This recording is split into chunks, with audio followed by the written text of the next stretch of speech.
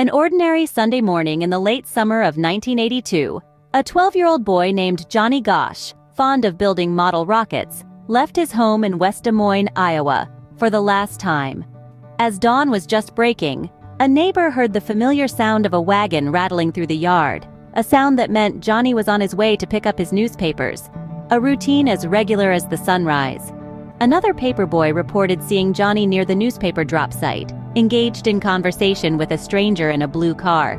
What transpired in the following moments would echo for decades to come, reverberating far beyond the peaceful, rolling green hills of Iowa.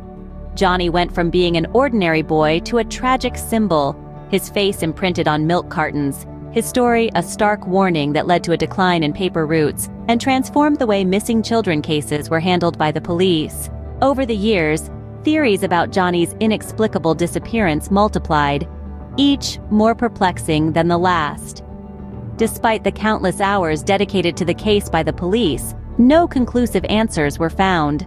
Some even dubbed it an unfathomable mystery, a puzzle with pieces that simply didn't fit together. In the face of the official investigation's failure, Johnny's mother, Noreen Gosch, embarked on a quest of her own. A quest that continues to this day, even as she nears her 80th birthday in August 2023. Over the years, Noreen has identified more than a half-dozen potential suspects, yet none have been arrested in connection with Johnny's case. Despite being ignored, dismissed, threatened, and ridiculed, Noreen's determination to find answers has never wavered. The loss of her son profoundly altered her perspective of America. It exposed her to the corruption within our institutions, the flaws in our justice system, and the sinister power of those she believes took her son. She saw it as a force of nothing less than pure evil. The investigation into Johnny's disappearance is a sprawling maze, filled with both wonder and terror. It's a place so dark that one can barely see their own hand in front of their face.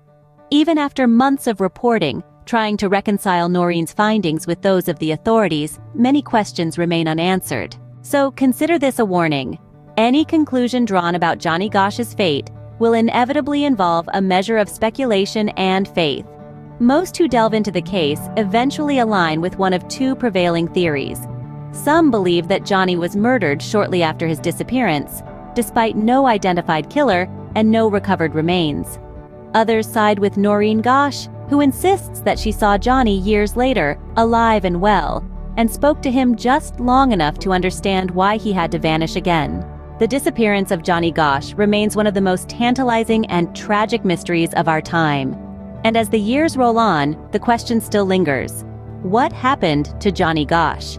As with all great mysteries, the search for answers continues. And perhaps, one day, the truth will finally come to light.